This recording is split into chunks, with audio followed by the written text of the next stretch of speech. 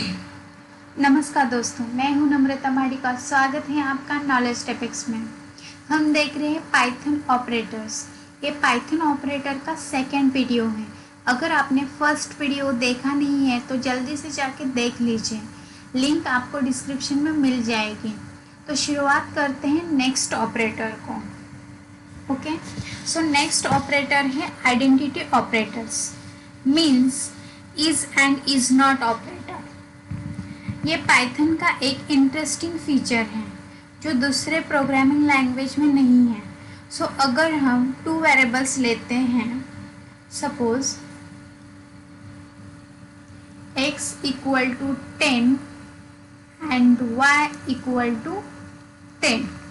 Okay, तो जब हम इनका मेमोरी ब्लॉक इमेजिन करेंगे तो कैसे करेंगे कि एक x वेरिएबल बनेगा, करेक्ट, और जिसमें वैल्यू स्टोर होगी 10, और एक दूसरा y मेमोरी ब्लॉक बनेगा जिसमें वैल्यू स्टोर होगी 10, करेक्ट।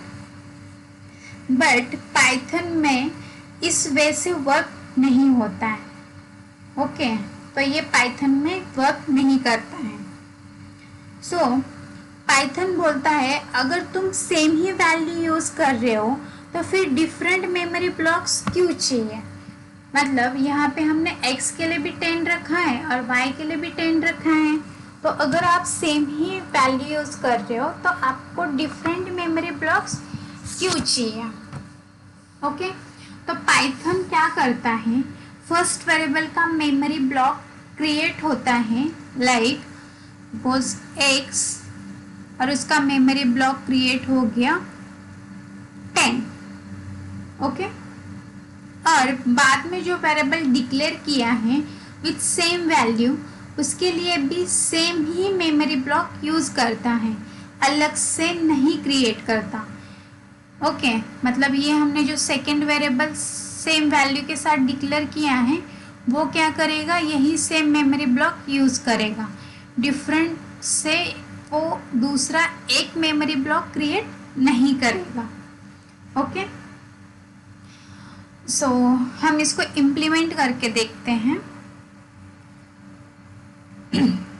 तो सपोज हमारा प्रोग्राम है, उसमें हमने दो वेरिएबल्स लिए, suppose x equal to 10 and y equal to also 10। Okay, तो यहाँ हमें क्या करना होगा कि इसका एड्रेस चेक करना पड़ेगा, तभी हमें पता चलेगा कि ये दोनों variable same memory location use कर रहे हैं या नहीं कर रहे हैं। तो उसके लिए हम क्या यूज़ करते हैं पाइथन में, id फंक्शन। ओके, सो हम इसका एड्रेस प्रिंट करते हैं। So print id of x, और हम y का भी प्रिंट करते हैं।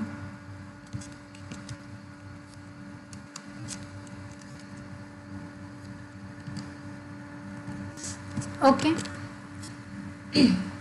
तो अभी मैं इसको रन करके देखती हूँ। तो पाइथन स्पेस value-demo.py, तो अभी यहाँ पे दिख रहा होगा कि एड्रेस पूरा सेम ही हमें मिला है दोनों भी वेरिएबल्स का, करेक्ट। तो मतलब ये दोनों भी वेरिएबल सेम ही मेमोरी लोकेशन को पॉइंट कर रहे हैं। अभी अगर मैंने ये प्रिंट करने के बाद y की वैल्यू चेंज की और वो की 20। ओके, सो अभी हम फिर से इसको प्रिंट करके देखेंगे कि उनका मेमोरी लोकेशन सेम है क्या। तो यहाँ पे मैं एक कमेंट ऐड कर देती हूँ, आफ्टर चेंज। ओके, और उसके बाद हम फिर से x एंड y की वैल्यू प्रिंट करते हैं। अभी यहाँ पे देखो कि पहले हमारा x एंड y की वैल्यू सेम है तो एड्रेस सेम आना चाहिए। सेकेंड टाइम हमने y की वैल्यू चेंज की, मतलब x एंड y की वैल्यू डिफरेंट है, तो उसका जो मेमोरी लोकेशन है वो डिफरेंट आना चाहिए, करेक्ट। सपोज मैं इसको रन करती हूँ और प्रिंट करती हूँ। ओके, हमने सेव नहीं किया है तो चेंजेस सेव करके फिर से रन करते हैं। तो जैसे हमने देखा कि पहले हमें सेम मेमोरी लोकेशन मिला और जैसे हमने y की वैल्यू चेंज की तो हमें ये डिफरेंट मेमोरी लोकेशन मिला। करेक्ट। सो तो ये इज ऑपरेटर ट्रू रिटर्न करता है जब दोनों सेम मेमोरी ब्लॉक को यूज कर रहे हो, और अगर डिफरेंट मेमोरी ब्लॉक हो तो फॉल्स रिटर्न करता है। ओके, तो हम वापस यहाँ आते हैं। Okay, initially x and y using same memory block, correct, और वो सेम ही मेमोरी ब्लॉक प्रिंट भी कर रहे हैं। ओके, तो अभी हम प्रिंट करते हैं, प्रिंट x इज y। तो अभी मैंने जैसे आपको बोला था कि अगर ये दोनों सेम मेमोरी ब्लॉक यूज कर रहे होंगे तो ये रिजल्ट देगा हमें ट्रू, और अगर डिफरेंट मेमोरी ब्लॉक्स यूज कर रहे होंगे तो रिजल्ट देगा फॉल्स। करेक्ट। तो आफ्टर चेंज भी हम इसको ऐड करके प्रिंट करते हैं। ओके, सो अभी मैंने अगर इसको रन किया तो देखो इसने ये सेम मेमोरी ब्लॉक दिया, तो उसके बाद इज ऑपरेटर यूज किया हमने यहाँ पे, तो उसने रिटर्न किया ट्रू, और जब हमने चेंज किया तो हमें मेमोरी लोकेशन भी डिफरेंट मिल गया और उसने रिजल्ट रिटर्न किया फॉल्स। ओके, सो ये था हमारा is and is not operator. Okay, so next operator है मेंबरशिप ऑपरेटर। ओके, जो कि है इन एंड नॉट इन। तो अभी मैं ये पॉइंट बहुत शॉर्ट में बताऊंगी, आगे जाके हम इन डिटेल में देखेंगे। ओके, तो सपोज मेरे पास इंफॉर्मेशन का कलेक्शन है। ओके, तो suppose data equal to 10, 20, 30, 40। Okay, तो ये है मेरा इंफॉर्मेशन का कलेक्शन। तो ये लिस्ट है, इसको हम बाद में देखेंगे, अभी बस ये कंसेप्ट समझने के लिए यूज़ कर रहे हैं। तो मेरे पास नंबर्स का लिस्ट है लाइक 10, 20, 30, 40, और मुझे चेक करना है कि 10 इस लिस्ट में या सीक्वेंस में प्रेजेंट है या नहीं। ओके, सो उसके लिए हम क्या करेंगे, तो प्रिंट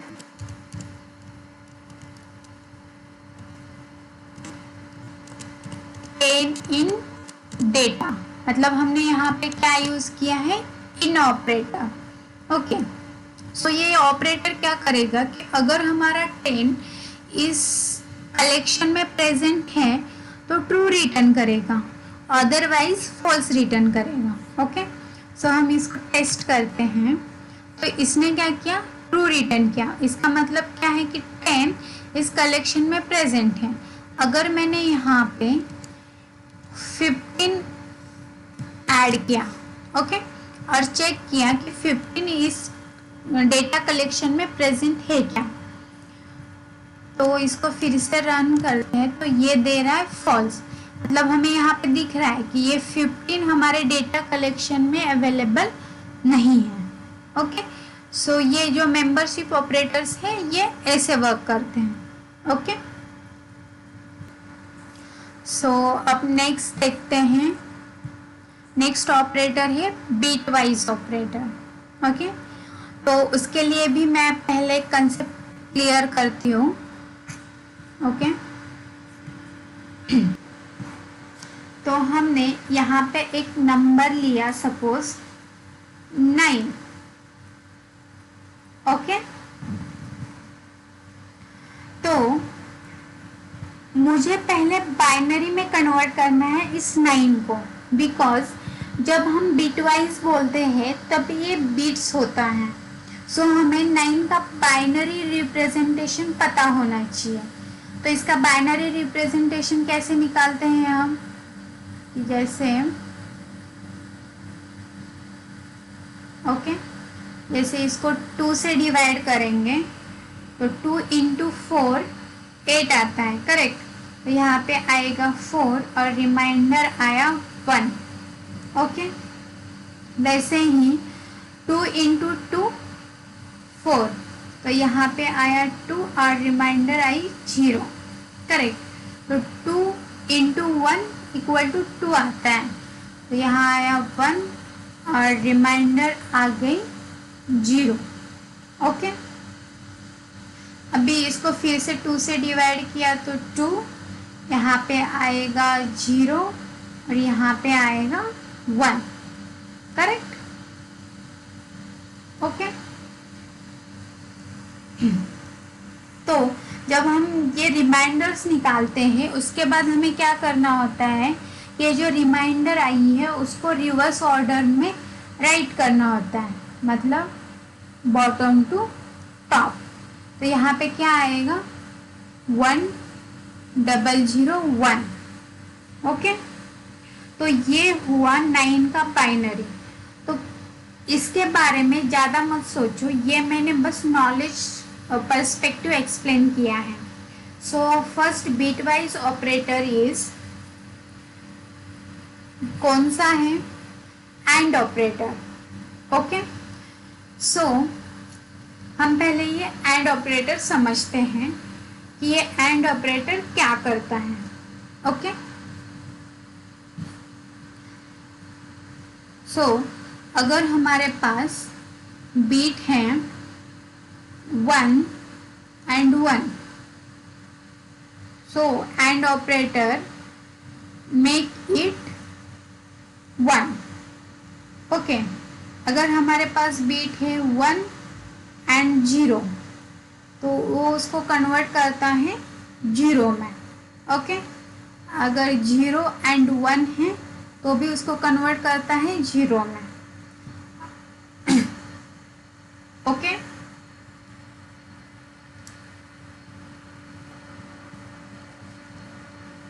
और यहाँ पे अगर 0 एंड 0 है तो भी उसको कन्वर्ट करता है 0 में। ओके, तो ये एंड ऑपरेटर ऐसे वर्क करता है, मीन्स अगर दोनों बिट्स 1 होंगे तभी ये 1 रिटर्न करेगा, अदरवाइज ये 0 रिटर्न करेगा। अगर हमें 9 and 4 पे एंड ऑपरेटर यूज करना है तो हम कैसे करेंगे वो देखते हैं। ओके, सो हमने अभी यहाँ पे 9 का बाइनरी निकाला, तो वो क्या है हमारे पास 1 0 0 1, करेक्ट। और 4 का बाइनरी क्या होता है 1 0 0। अभी ये 4 डिजिट है और ये 3 डिजिट, तो हम यहाँ पे 0 पुट कर सकते हैं।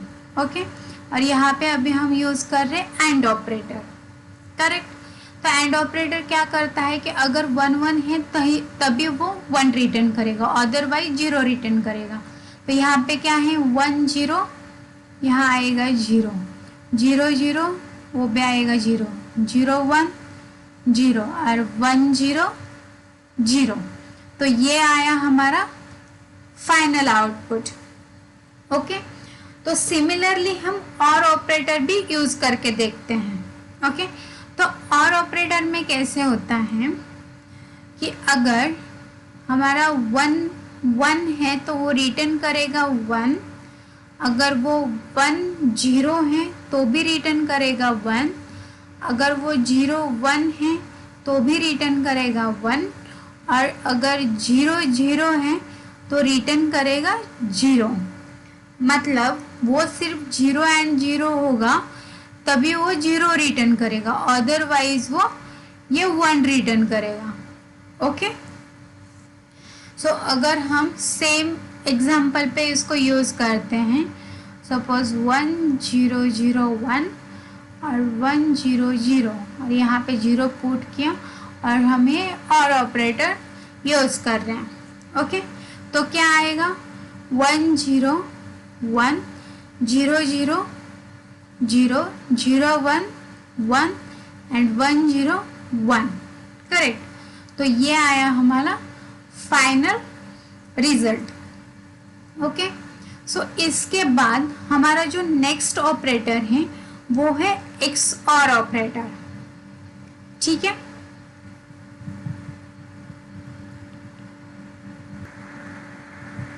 तो अभी देखते हैं XOR ऑपरेटर कैसे वर्क करता है। तो अगर ये 1 XOR 1 है तो वो 0 रिटर्न करेगा। अगर 0 XOR 0 है तो वो 0 ही रिटर्न करेगा। अगर 1 XOR 0 है तो वो 1 रिटर्न करेगा, और 0 XOR 1 है तो भी वो 1 रिटर्न करेगा। मतलब अगर सेम वैल्यूज़ हैं तो वो 0 रिटर्न करेगा, और सेम वैल्यूज़ नहीं है तो वो 1 रिटर्न करेगा। ओके। सो फिर से सेम एग्जाम्पल कंसीडर करते हैं और उस पर XOR अप्लाई करके देखते हैं। तो 9 और 4 यहाँ पे हमने 0 पुट कर दिया, तो यहाँ पे क्या आएगा 1 0 1 0 0 0 0 1 1 और 1 0 1। तो ये आया हमारे XOR का फाइनल आउटपुट। ओके। सो इसके बाद जो नेक्स्ट ऑपरेटर है वो है इनवर्ट बिट। ओके। तो उसको हम कैसे रिप्रेजेंट करते हैं, ऐसे। ओके। तो इसमें एवरी बीट को वो इन्वर्स करता है। मीन्स अगर 1 है तो 0 एंड 0 है तो 1। अगर एग्जाम्पल लेते हैं हम 9 का है तो उसका बाइनरी है 1 0 0 1। और अगर मैं उसको ये इन्वर्स करती हूँ, इन्वर्स ऑपरेटर यूज़ करती हूँ, तो ये क्या करेगा कि 0 1 को 0 में कन्वर्ट करेगा, 1 0 को 1 में, 0 को 1 में और 1 को 0 में। करेक्ट। तो ये आउटपुट आया हमारा इन्वर्ट बीट ऑपरेटर का। Okay. So usually number is very big number like 32 bit data, मतलब something like this। ओके। तो यहाँ पे एक इम्पॉर्टेंट चीज़ होती है, मतलब एक इम्पॉर्टेंट बीट होता है जो कि है ये साइन बीट। ओके। अगर उसमें 0 है तो ये पॉजिटिव नंबर होता है, और अगर इसमें 1 है, ओके, मतलब इस बीट की वैल्यू अगर 1 है तो वो निगेटिव बीट होता है, सॉरी निगेटिव नंबर होता है। ओके। तो जब हम इन्वर्ट यूज़ करते हैं तब ये बीट भी 0 to 1 कन्वर्ट होता है और हमें निगेटिव नंबर मिलता है। ओके। सो अब नेक्स्ट ऑपरेटर है left shift and right shift. So data consider करते हैं। सपोज ओके, यहाँ पे 1 लाइक 1 0 0 1। ओके। और अगर हम राइट शिफ्ट करते हैं बाय 1 तो ये शिफ्ट होगा 1 से। तो जो 1 से कैसे शिफ्ट होगा कि जैसे राइट साइड शिफ्ट होना है तो ये 0 आएगा यहाँ पे, ये 0 आएगा यहाँ पे, ये 1 आएगा यहाँ पे, और ये जो फर्स्ट बीट है उसके जगह पे आएगा 0। ओके। तो ये क्या हुआ कि राइट शिफ्ट हुआ 1 बीट से। ओके। और बाकी के बीट्स 1 से शिफ्ट हो गए। अगर और एक शिफ्ट करते हैं तो क्या आएगा, मतलब ये जो हमने फर्स्ट शिफ्ट किया उसके बाद जो डेटा आया है उस पर अगर हम और एक शिफ्ट करते हैं तो क्या आएगा, तो उस पर आएगा जैसे ये इधर आ जाएगा तो ये 0 1, ये 0 और यहाँ पे 0। तो ये आया, इसको हम बोलेंगे 9 राइट शिफ्ट बाय 2। ओके, तो ये हुआ राइट शिफ्ट। अब हमें लेफ्ट शिफ्ट करना है बाय 1, तो उसके लिए भी हम क्या करेंगे, सेम डेटा कंसीडर करेंगे, जैसे 1 0 0 1। ओके, ये सेम डेटा हमने कंसीडर किया। अभी हमें क्या करना है कि एक एक बिट को शिफ्ट करना है लेफ्ट में। तो कैसे आएगा, जैसे ये फर्स्ट है तो ये इधर शिफ्ट हो गया। ओके, उसके बाद ये आया 0, उसके बाद 0 और ये आया 1 और लास्ट में आएगा हमारा 0। ओके, तो ये हुआ हमारा एक बीट से शिफ्ट। करेक्ट, तो अगर हमें 2 से शिफ्ट करना है तो क्या आएगा, इसको अगर हम और एक बार शिफ्ट करते तो क्या आएगा, यहाँ आएगा 1। करेक्ट, ये आएगा यहाँ पे, ये 0, यहाँ पे 1, यहाँ पे 0 और लास्ट में और एक 0। करेक्ट, तो ये क्या हो गया हमारा लेफ्ट शिफ्ट, मतलब 9 लेफ्ट शिफ्ट बाय 2। ओके, तो जब हम लेफ्ट शिफ्ट करते हैं तब नंबर इंक्रीज होता है हमारा, और जब हम राइट शिफ्ट करते हैं तो हमारा नंबर डिक्रीज होता है। ओके, अब कॉन्सेप्ट क्लियर हो गया। अब इम्प्लीमेंटेशन करके देखते हैं। ओके, तो हम जाते हैं विजुअल स्टूडियो कोड पे। ओके, तो हमने जो सेम एग्जांपल लिया था वही लेते हैं, जहाँ पे x equal to 9 and y equal to 4 था। करेक्ट, अभी हम सारे ऑपरेशंस करते हैं, जैसे print x and y। Okay, ये हुआ एंड ऑपरेटर। इसके बाद हम यूज़ कर रहे हैं और ऑपरेटर। इसके बाद हमने क्या देखा, एक्स और ऑपरेटर। करेक्ट, तो ये प्रिंट किया एक्स और ऑपरेटर का रिजल्ट। इसके बाद हमने देखा है राइट शिफ्ट, और उसके बाद जो नेक्स्ट देखा था हमने वो है लेफ्ट शिफ्ट। ओके, तो यहाँ पे हमें क्या करना है कि 2 से करना है राइट और लेफ्ट शिफ्ट, तो वो मैंने ऐड कर दिया। और लास्ट में है इन्वर्ट ऑपरेटर। करेक्ट, तो उसके लिए क्या करेंगे, हम एक ही वैल्यू पे इन्वर्ट करके देखते हैं। तो उसके लिए आएगा इन्वर्ट ऑपरेटर। ओके, तो मैंने यहाँ पे अभी सारे प्रिंट किए जो हमें, जो अभी अभी हमने पढ़ा था। करेक्ट, तो अभी हम इसको रन करके देखते हैं। ओके,